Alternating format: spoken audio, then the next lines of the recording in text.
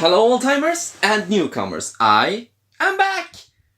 And I thought I was going to review a whole movie first thing. Then things happened and I didn't have any free time until this Thursday. So I thought I'd review a short movie instead. Well, shorter. What I found was the Backrooms, a short fan film set in the titular creepypasta that persists the world is a computer simulation built on bad code, and occasionally it will break down. When that happens, and a person no-clips through reality, they find themselves in the Backrooms, a nauseating liminal space wherein that same corruption spawn inhuman amalgamations of random excess code to populate its many levels. I'll refrain from making any Matrix jokes. Best as I can. But it is a creepypasta that has become more and more popular over the last few months. And between there being so many gamers in the community and simulation theory becoming more and more mainstream, it is easy to see why. Which makes it all the more awkward for me to admit I don't like the Backrooms. At all. In my opinion, it is the dumbest creepypasta I have read since the original Laughing Jack. But then again, my introduction to found footage was the hentai man in the forest, so who am I to judge? With the film being so short, I figured the best thing I could do was record myself reacting to it, but don't let that dissuade you. There's surprisingly much to talk about, beginning this year by fulfilling my reviews longer than the movies quota. Yes! What the hell are you up to? I can only apologize for the lapse in quality. In the spur of the moment, I thought the yellow tint and granulation would be charming. Apparently, the film is set behind the scenes of Hide the Monster. Marvel wishes its multiverse was this complicated. It's actually a student film project, I assume. And as far as explaining why someone's running around with a camera, that's a pretty solid reason. And it doesn't waste any time getting to the point.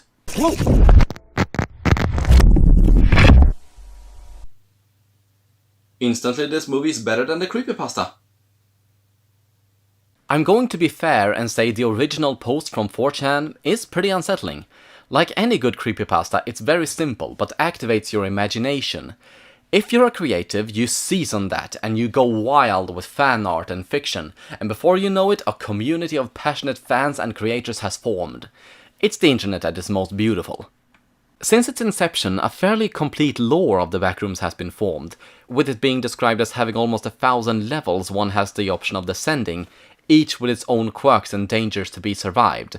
There's even colonies of survivors and groups having formed societies within its walls. Something that I find very impressive, but also very derivative and tedious.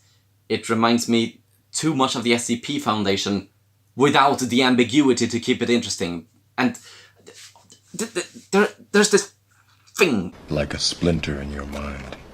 All of this is based on the presumption that you can no-clip out of reality. Here's the thing. In this movie, it works. The short goes back to the roots of the creepypasta. It sets up an unnerving scenario and lets your imagination do the rest. Immediately you're asking what the hell just happened. What did this guy drop down? Where is this place? What is this place? And what is that thing in the distance? It's so basic the character doesn't even have a name because it doesn't matter. If anything, it only leads to more uncertainty in this already horrid situation. But if you're already familiar with the Backrooms, you will have a sense of what's going on, but it'll still leave you shook because reading about it and scrolling through fan arts is vastly different from seeing it play out in real life. Okay, liking it so far, I saw that. Liking it so far, I really like the design of the place. It really does look like how the Backrooms have been described, but there's one thing. Is it CG or is it a stage? I'm asking because I genuinely find it hard to tell. After the fact, I know it's CG, which is incredible to me. You really need to study it really closely for a few seconds before you notice it doesn't look quite right. I can easily see this tricking a few people. Part of it is down to the presentation. Pretending as if it's all filmed on a 90s video camera isn't just about giving it an analog horror feel. It also covers up the amount of filters and visual editing that's gone into it. If you remember Silent Hill PT, that game looked fairly realistic, but you could tell it was all just a game at even a glance. However, there was a Redditor called Wolfgang who took a screenshot of the game, and just by editing the levels a little bit, he ended up creating something that looks damn near realistic, like an old photograph, all grainy and worn from age. Saying it's all analog video helps cover up the fact that it was made in a computer, and gives the impression this odd, senseless locale is a real place. But that's not where the genius stopped. You see, what they did was they took this environment and rendered that out in a 3D virtual world, which was then recorded via a VR headset to give it the most natural camera movement possible. I think. I saw it discussed on Reddit. Either way, I'm blown away with what we're left with. My one nitpick is, as much as the camera movement looks on point, the way the lead moves through the rooms does look a bit smooth, like I can't feel the steps he's taking through the movement. It feels like he's floating through the environment, but for everything else this movie has done right, I think I can let that slide. Feels like a video game come to life, and that is what the Backrooms are supposed to be. It's all well and good to say it looks real, but more than that is what looks real. The backrooms are made of liminal space, as in open corridors and halls, areas that are only meant to transition between different rooms. It's pretty common to find these areas creepy, especially when they're void of people. But what makes the backrooms especially unsettling is the gradually insane architecture. The deeper it goes, the more random and haphazard the layout becomes, like it's built to be more practical than comfortable. But you can't begin to imagine what they're supposed to be used for. What makes it even worse is the signs of life. Not only the remnants of people that have been here before, but also the growing paranoia that something is following you. This scene is amazing. I've already talked about what it's like to wander through the backrooms, but to be chased through them feels like a descent into madness as the corridors only grow more and more insane around them. And then there is the creature itself. I don't think it's canonical, I think Pixels came up with it himself, but I love it for what it is. Explaining it would be a disservice. Just look at this thing. I can barely tell if it's physical or not. All I know is it's huge, screaming, and it's coming after us. It doesn't matter what direction we run or what corridor we pick, we just need to get the hell away from it! And yeah, I'm just gonna keep referring to the character in plural first person. It's just easier when it doesn't have a name. While the movie implies more than suggests how the world is supposed to work, jumping down the hole seems to change the level we're on. Much of the chaos retreats, making the rooms more structured than they just were. The environment changes to something like a museum from the office corridors we were in. At first it feels like a breath of fresh air, like things have calmed down around us, but not only are the rooms bigger and corridors wider and there are less places to hide, but as you can tell, we're in the rabbit hole and only going deeper. So we either go down to where things only seem to be getting more mad, or up to where the screaming heart palpitation is. I'm genuinely having trouble figuring out what's the dumb decision here.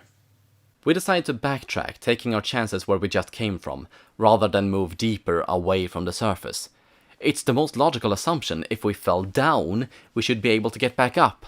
But can we still trust logic here? The scary thing is it's all we have to go on. So with tears in our eyes and a tremor in our breath, we slowly and silently make our way through the horrid corridors, careful not to irk the creature again. Oh yeah, get into the tiny dark crevice, that's a good idea.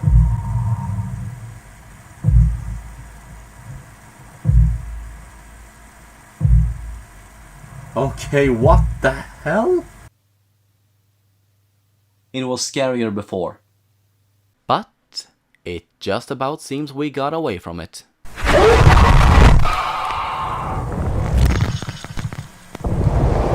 Ooh!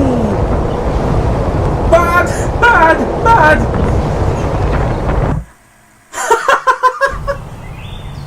Okay, bullshit. That camera would not function. That camera would be busted into a million pieces. No way. No way.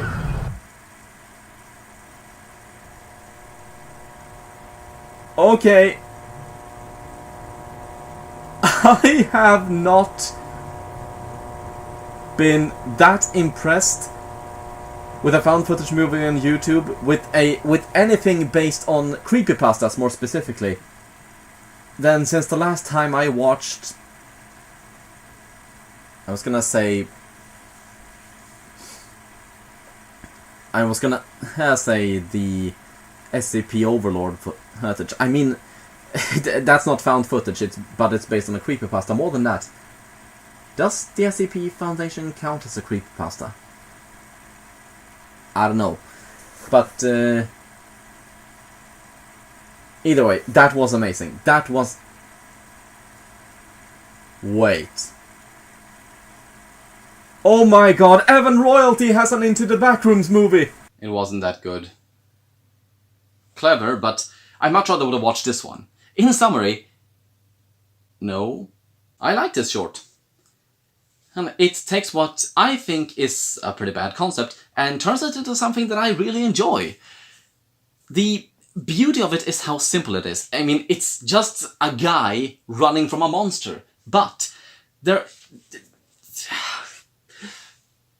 the slowly building unease and discomfort you get just from how awful the environment is to how horrible the monster design is initially just blends together to create this icicle of terror slowly skating down your spine. I love it, I love it, I love it! There are a few qualms. Like, when you do notice the environment is CG, it's very difficult not to notice that again.